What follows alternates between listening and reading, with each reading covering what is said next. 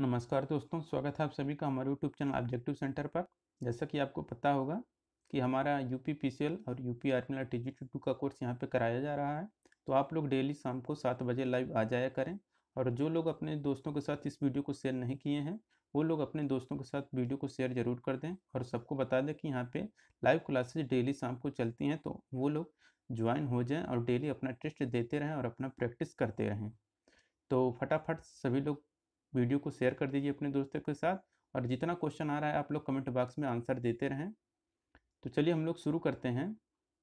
36 number question है, स्विचों को डट डट डट इस सीरीज के रूप में वर्गीकृत किया जाता है। तो देखिए, जो स्विच रहते हैं यह हमारा कंट्रोलिंग इस सीरीज के रूप में वर्गीकृत किया जाता है। तो यहाँ पे हमारा ए आंसर करेक्ट होगा। चलिए चलते हैं नेक्स्ट क्वेश्चन पे। HRC फ्यूजिंग का फ्यूजिंग घटक क्या है? HRC मतलब होता है हाई रैप्चरिंग करंट,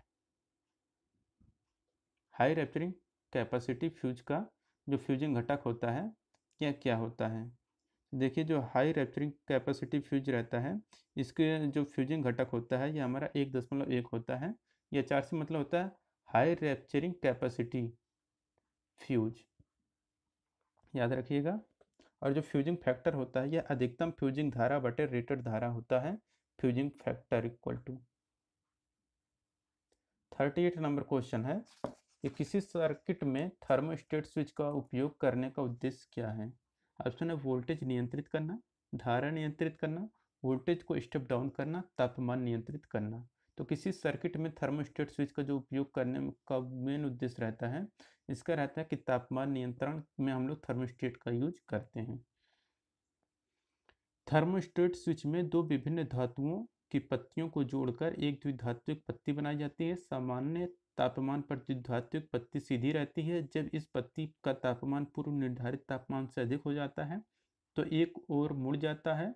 पत्ती मुड़ जाने से संयोजक बिंदु खुल जाता है और उनसे जुड़ा परिपथ ऑफ हो जाता है। 39 नंबर क्वेश्चन है, which of the following can be used as a safety device?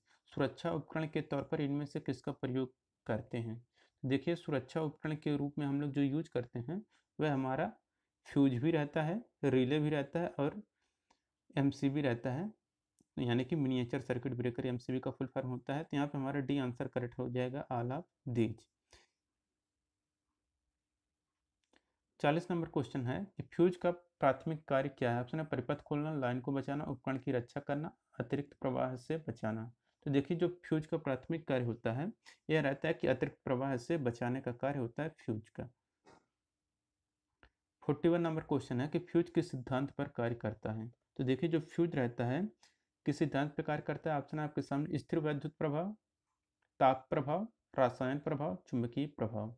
तो जो संगलक रहता है यानी कि फ्यूज रहता है, यह हमारा कार्य करता है ताप के प्रभाव पर कार्य करता है। तो यहाँ पे हमारा बी आंसर करेक्ट हो जाएगा। और कौन सा रहता है कि फ्यूज ताप प्रभाव आई स्क्वायर आर टी पे कार्य करता है, यह आई स्क्वायर आर टी पर कार्य करता है। फ्यूज लाइव तार के श्रेणी क्रम में लगाया जाता है। इसकी जो रेटिंग एम्पियर में होती है। फ्यूज लेड तथा टिन के मिश्रण से बनाया जाता है, जिसमें हमारा लेड होता है 37% और टिन होता है हमारा 63%।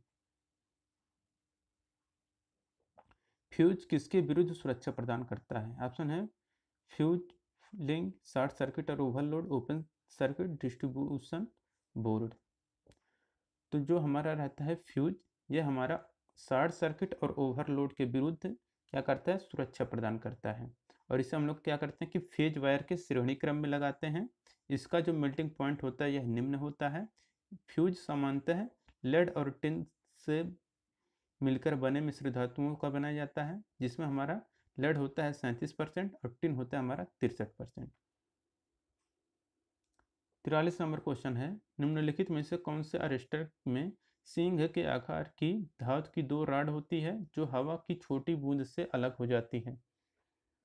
ऑप्शन है thyrite lightning arrester, horn gap lightning arrester, rod gap lightning arrester, निकटता प्रभाव। तो अरेस्टर की सिंक के आकार की धातु की दो राड होती हैं जो हवा की छोटी दूरी से अलग हो जाती है, वह रहता है हार्न गैप लाइटनिंग अरेस्टर।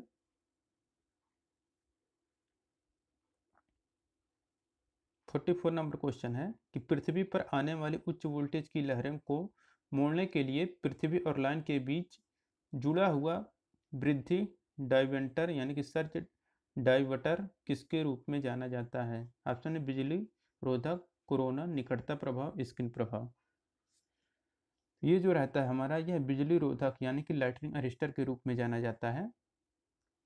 तो लाइटनिंग अरेस्टर का प्रयोग हम लोग विद्युत प्रणाली के सभी स्टेशनों में काम में लिए जाने वाले उपकरणों के शुरू और अंत में लगाते हैं। यह त्वरित स्ट्रोक के कारण आई बिजली को टावर या स्टेशन के ऊपर से सीधा भूमि तार की सहायता से भूमिगत करवा देता है। इन्हें भूमि तथा टावर या संवाहकों के बीच में संयोजित किया जाता है। 45 नंबर क्वेश्चन है, उच्च वोल्टेज के प्रति सुरक्षा के लिए निम्न में से कौन से त्वरित रोधक यानी कि लाइटनिंग अरेस्टर का प्रयोग किया जाता है? ऑप्शन है thyrite lightning arrester, horn gap lightning arrester, rod gap lightning arrester, horn gap तथा रॉड गैप लाइटनिंग अरेस्टर दोनों। तो इसके लिए हम लोग जो यूज करते हैं हमारा थायराइड लाइटनिंग अरेस्टर रहता है। तो थायराइड लाइटनिंग अरेस्टर का इस्तेमाल हम लोग उच्च वोल्टेज के प्रति सुरक्षा प्रदान करने के लिए करते हैं। उच्च वोल्टेज पर थायराइड पदार्थ का प्रतिरोध अत्यधिक कम हो जाता है, जिसके कारण उच्च वोल्टेज भूमि में प्रवेश कर जाती है और से सभी उपकरण को सुरक्षा प्रदान करती है। सब स्टेशन में हम लोग लाइटनिंग अरेस्टर को ट्रांसफार्मर के निकट में लगाते हैं।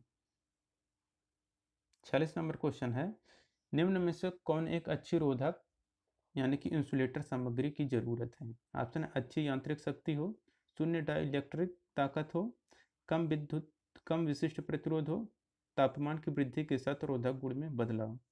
तो देखिए, अच्छी रोधक यानी कि इंसुलेटर सामग्री की जो ज़रूरत होती है कि वह अच्छी यांत्रिक शक्ति हो, यानी कि गुड मैकेनिकल पावर के लिए एक अच्छे रोधक सामग्री की जरूरत होती है। विद्युत रोधक की परावैद्युत सामर्थ्य अधिक, प्रतिरोधकता उच्च तथा तापमान में वृद्धि के साथ विद्युत रोधन में बदलाव नहीं होना चाहिए। 47 नंबर क्वेश्चन है कि ऊर्जा का अपव्यय जो गर्मी के रूप में प्रकट होता है किसके फलस्वरूप होता है? तो ये जो होता है ऑप्शन है ताम्र हानि, लोहा हानि, हिस्टैरिसीस हानि, अवशिष्ट चुंबकन। तो ऊर्जा का अपव्यय जो गर्मी के रूप में प्रकट होता है के फलस्वरूप हिस्टैरिसीस के कारण होता है। तो यहाँ पे हमारा सी आंसर करेक्ट हो जाएगा। किसी पदार्थ को चुंबकित और फिर विचुंबकित करने में तथा उसे अवशिष्ट चुंबकत्व को उदासीन करने में होने वाला विद्युत शक्ति व्यय हिस्टैरिसीस क्षति कहलाता है। इस क्षति के कारण चुंबकीय पदार्थ गर्म हो जाता है, क्योंकि विद्युत ऊर्जा हिस्टैरिसीस क्षति के कारण उसमें ऊर्जा में परिवर्तित हो जाता है। हिस्टैरिसीस क्षति का मान विद्युत धारा की आवृत्ति पर भी निर्भर करता है। 48 नंबर क्वेश्चन है कि हीटर बेस के लिए किस रोधी सामग्री का उपयोग किया जाता है? तो देखिए, जो हीटर बेस के लिए जो रोधी सामग्री का उपयोग किया जाता है वह हमारा पोर्सिलीन रहता है। यहाँ पे हमारा ए आंसर करेक्ट हो जाएगा, पोर्सिलीन। पोर्सिलीन एक प्रकार की मिट्टी होती है जो विभिन्न आकृतियों में ढालकर, सुखाकर तथा पकाकर विभिन्न प्रकार की अचालक वस्तुएं बनाई जाती हैं, और इसका उपयोग ओवरहेड लाइन हेतु अचालक, फ्यूज किटकैट, स्विचों, हीटिंग एलिमेंट के लिए प्लेटें आदि बनाने में करते हैं। 49 नंबर क्वेश्चन है, जिसका उच्च गलनांक होता है उस शोल्डर को क्या कहते हैं? तो देखिए, जिसका गलनांक उच्च होता है उसे हम लोग कठोर शोल्डर बोलते हैं। तो यहाँ पे हमारा डी आंसर करेक्ट हो जाएगा। कठोर शोल्डर का उपयोग तांबा, पीतल, लोहा आदि धातुओं के बड़े आकार के टुकड़े या मोटे तारों व केबल के जोड़ों पर टांका लगाने के लिए करते हैं। कठोर शोल्डर दो प्रकार के होते हैं। पहला आपको होता है स्पेल्टर, दूसरा होता है आपका सिल्वर शोल्डर। स्पेल्टर में जो होता है आपका कापर जो होता है ये हमारा 50% रहता है, और जो हमारा जिंक रहता है ये हमारा 50% रहता है। और जो सिल्वर शोल्डर रहता है, सिल्वर शोल्डर में जो रहता है उसमें कापर जो रहता है हमारा वह 33% होता है, और जो हमारा एजी रहता है यह हमारा 67% होता है। कठोर शोल्डर का जो मेल्टिंग पॉइंट होता है ये हमारा 600 डिग्री सेल्सियस से अधिक होता है, और जो मृदु सोल्डरिंग रहता है इसका मेल्टिंग पॉइंट 400 डिग्री सेल्सियस से कम होता है। तो यहाँ पे आप समझ गए होंगे, यहाँ पे इसका डी आंसर करेक्ट हो जाएगा, कठोर शोल्डर। 50 नंबर का क्वेश्चन है, in air circuit breaker the making and breaking a circuit take place in the medium of. Air circuit breaker में सर्किट का निर्माण और विच्छेदन किस माध्यम में होता है? ऑप्शन है एयर, वैक्यूम, गैस, ऑयल। तो एयर सर्किट ब्रेकर में सर्किट का जो निर्माण और विच्छेदन होता है जिस माध्यम से, वह एयर के माध्यम से होता है। तो यहाँ पे हमारा ए आंसर करेक्ट हो जाएगा, एयर। 51 नंबर क्वेश्चन है,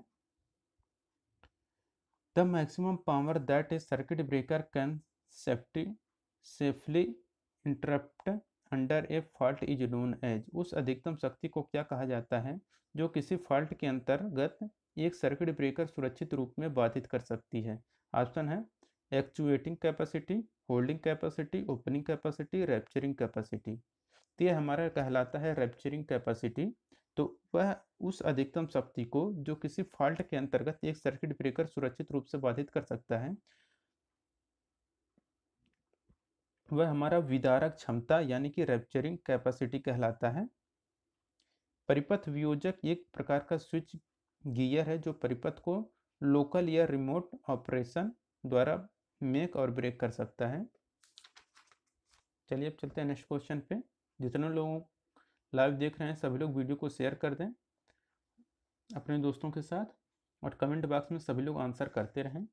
52 नंबर क्वेश्चन है, the device capable of making and breaking a power circuit under normal condition as well as abnormal condition is called.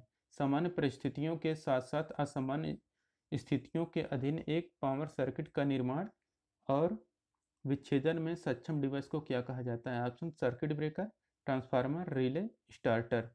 तो इसे हम लोग बोलते हैं सर्किट ब्रेकर बोलते हैं। सामान्य परिस्थितियों के साथ साथ असामान्य स्थितियों के अधीन एक पावर सर्किट का निर्माण और विच्छेदन में सक्षम डिवाइस परिपथ वियोजक यानी कि सर्किट ब्रेकर कहलाता है। सर्किट ब्रेकर एक प्रकार का आपका स्विच गियर है जो सर्किट को लोकल या रिमोट ऑपरेशन द्वारा मेक और ब्रेक कर सकता है। सर्किट ब्रेकर में दो कॉन्टेक्ट होते हैं, एक होता है आपका फिक्स कॉन्टेक्ट, दूसरा होता है आपका moving contact. Circuit breaker relay द्वारा सूचना पाकर ऑपरेट होता है। 53 नंबर क्वेश्चन है, किसी सर्किट ब्रेकर पर किए गए शॉर्ट सर्किट जांच में सिंगल फ्रीक्वेंसी ट्रांजिएंट पर निम्नलिखित रीडिंग प्राप्त हुआ है। क्या है? पहला है कि पीक रिस्ट्राइकिंग वोल्टेज तक पहुंचने का जो समय है आपका 40 माइक्रो सेकेंड है। बी है आपका कि पीक रिस्ट्राइकिंग वोल्टेज है यह आपका 150 किलो वोल्ट है। तो सर्किट के दोलन की प्राकृतिक आवृत्ति यानी फ्रीक्वेंसी कितनी होगी? तो इसकी जो फ्रीक्वेंसी होगी यह हमारा 12.5 हो जाएगा, जो कि शायद ये एक बार क्वेश्चन लगवाया गया है पिछले वीडियो में। तो यही सेम क्वेश्चन रिपीट हुआ है। यहाँ पे देखिए जो उच्चतम रिस्ट्राइकिंग वोल्टेज पहुँचने का जो समय है हमारा 40×10⁻⁶ सेकेंड हो जाएगा। अधिकतम रिस्ट्राइकिंग जो वोल्टता हो जाएगी ये हमारा 150 × 10⁻³ वोल्ट हो जाएगा, जो दोलन की आवृत्ति 1/2 TN होगा। यहाँ पे फ्रीक्वेंसी हमारा 12.5 किलोहर्ट्ज आ जाएगा। 54 नंबर का क्वेश्चन है, इन ए 132 kilo volt system phase two ground capacitance is 0.015 microfarad and inductance is 6 Henry if a magnetic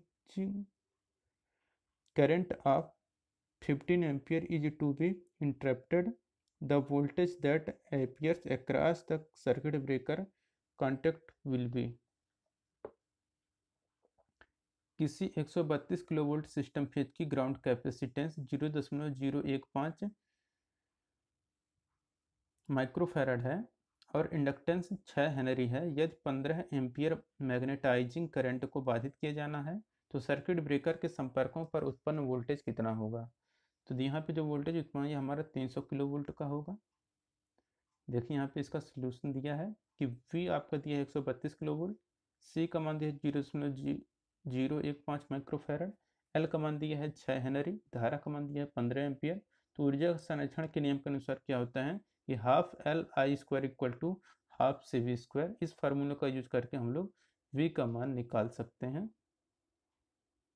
तो हमारा V का मान आ जाएगा 300 किलो वोल्ट आ जाएगा। 55 नंबर क्वेश्चन है, which of the following circuit breaker has been recognised as the potential source noise resistance. निम्नलिखित किस सर्किट ब्रेकर को शोर परेशानी का संभावित स्रोत माना गया है? Option air blast circuit breaker, SF6 circuit breaker, oil circuit breaker, vacuum circuit breaker. तो जिस सर्किट ब्रेकर को शोर परेशानी का संभावित स्रोत माना गया है वह हमारा एयर ब्लास्ट सर्किट ब्रेकर है।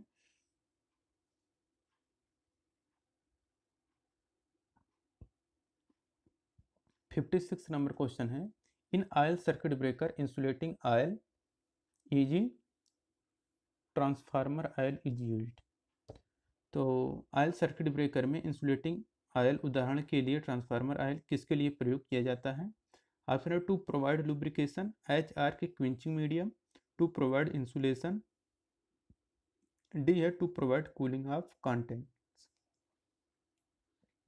तो ऑयल सर्किट ब्रेकर में इंसुलेटिंग ऑयल स्फुरलिंग के समन के माध्यम के लिए जो प्रयुक्त किया जाता है, तो यहाँ पे हमारा बी आंसर करेक्ट हो जाएगा। HR के क्विंचिंग मीडियम यानी कि उस स्फुरलिंग के समन के माध्यम के लिए प्रयुक्त किया जाता है। विभिन्न सर्किट ब्रेकरों में अलग अलग आर के क्विंचिंग मीडियम प्रयोग किया जाता है, जैसे कि वायु परिपथ वियोजक यानी कि एयर सर्किट ब्रेकर के लिए हम लोग एयर यूज करेंगे, ऑयल सर्किट ब्रेकर के लिए हम लोग इंसुलेटिंग ऑयल यूज करेंगे, SF6 सर्किट ब्रेकर के लिए हम लोग SF6 गैस का यूज करेंगे।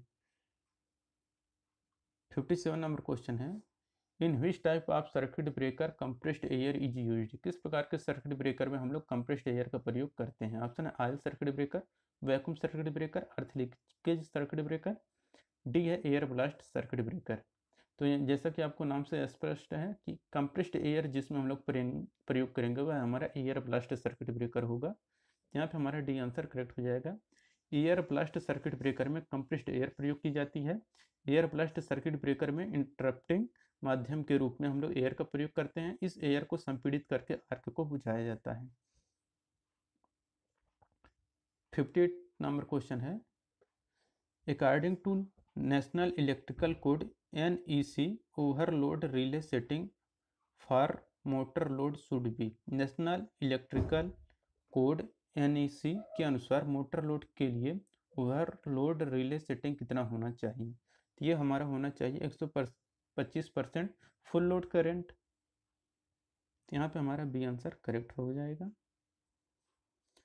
तो नेशनल इलेक्ट्रिक कोड के अनुसार मोटर लोड के लिए overload relay setting full load घाटा के 125% से कम नहीं होना चाहिए। अर्थात यदि मोटर का फुल लोड धारा 5 एम्पियर है तो रिले की ओवरलोड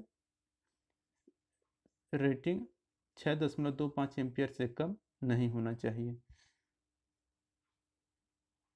59 नंबर क्वेश्चन है, the function of relay in the circuit breaker is. Circuit breaker में रिले का क्या कार्य होता है? तो देखिए कि सर्किट ब्रेकर में जो रिले का कार्य होता है वह रहता है कि जब क्विंचिंग मात्रा एक निश्चित पूर्व निर्धारित मान तक पहुंचती है तो संपर्कों को बंद करना होता है, यानी कि to close the conduct when the actuating quantity reach a certain predetermined value.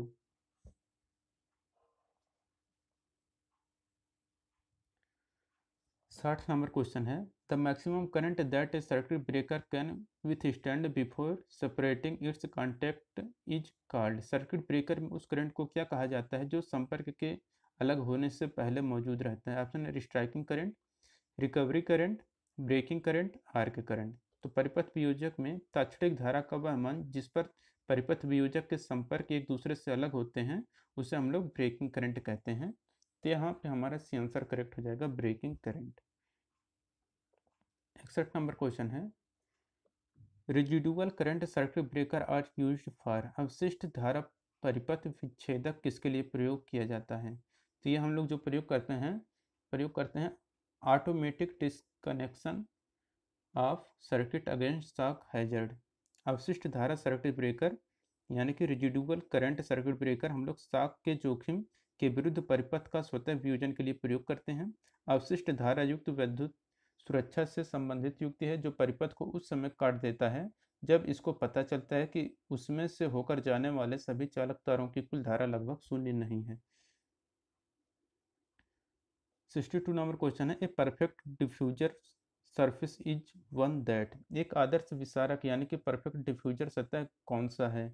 देखिए जो एक आदर्श विसारक सतह है वह रहता है आपका कि जो सभी दिशाओं में समान रूप से प्रक्रिया करता है। तो यहाँ पे हमारा ये आंसर करेक्ट हो जाएगा, scatters light uniformly in all direction. 63 number question है,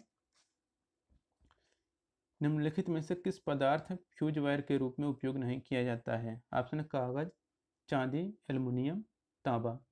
तो आपको नाम से ही स्पष्ट हो गया होगा कि जो फ्यूज वायर के रूप में नहीं प्रयोग करते हैं हमारा कागज है। क्यों? क्योंकि कागज हमारा क्या है, आपका इंसुलेटिंग मटेरियल है, यानी कि अचालक है यह।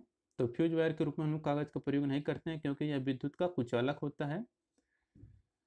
फ्यूज के लिए प्रयुक्त पदार्थ में निम्नलिखित गुण होने चाहिए, जैसे कि आपका हाई कंडक्टिविटी और लो रेजिस्टिविटी, लो मेल्टिंग पॉइंट, लो ओमिक लॉसेज और संरक्षण तथा संचरण तथा ऑक्सीकरण के प्रभाव से भी मुक्त होना चाहिए। फ्यूज पदार्थ के रूप में हम लोग silver, copper, aluminium, zinc, tin, lead आदि प्रयोग कर सकते हैं। 64 नंबर क्वेश्चन है, 1.5T कंडीशनर के लिए किस सर्किट ब्रेकर का उपयोग किया जाता है? तो इसके लिए हम लोग 20 एम्पियर के सर्किट ब्रेकर का प्रयोग करते हैं। देखिए यहाँ पे 1T का मान दिया है 3517 वाट और यह 3.517 किलोवाट होता है। और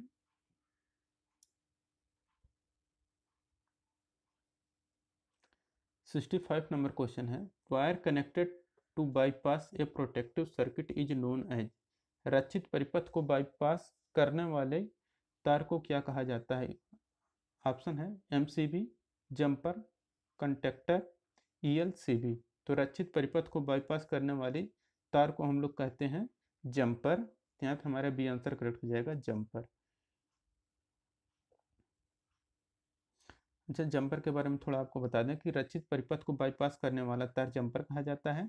जंपर एक तार का टुकड़ा होता है जो परिपथ के एक सिरे से दूसरे सिरे तक उपकरण को बाईपास करता है।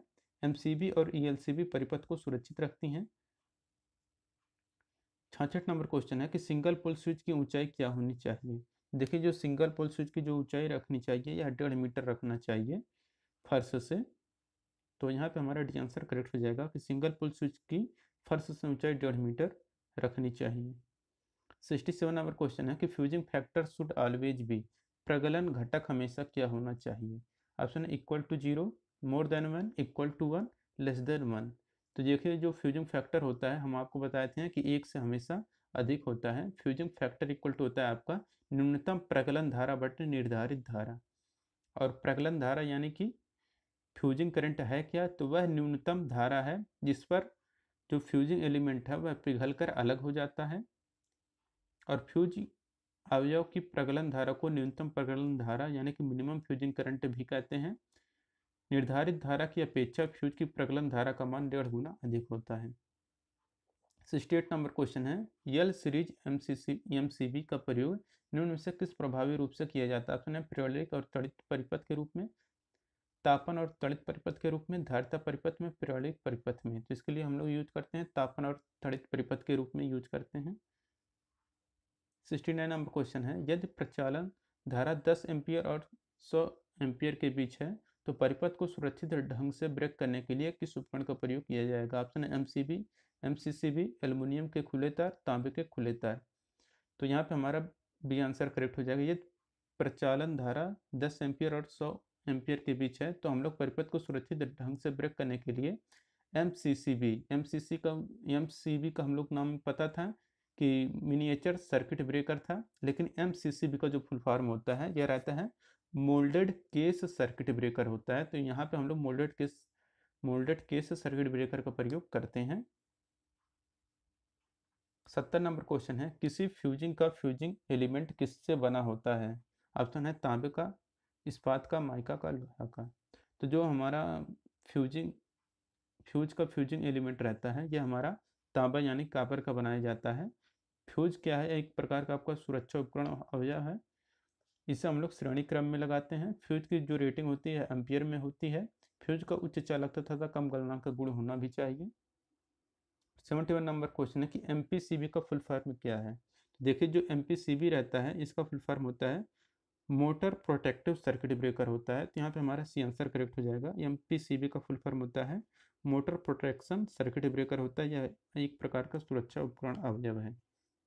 तो दोस्तों यहाँ पे हमारा इलेक्ट्रिकल एसेसरीज का पूरा क्वेश्चन खत्म होता है। नेक्स्ट चैप्टर हम लोग पढ़ेंगे कल शाम को 7 बजे इसी टाइम पे मिलेंगे। डेली आप लोग लाइव आ जाया करें और सभी लोग वीडियो को शेयर कर दें अपने दोस्तों के साथ। जो भी लोग हमारे चैनल पर नए हैं वो लोग सब्सक्राइब कर लें। मिलते हैं हम लोग कल नेक्स्ट वीडियो के साथ। Thank you.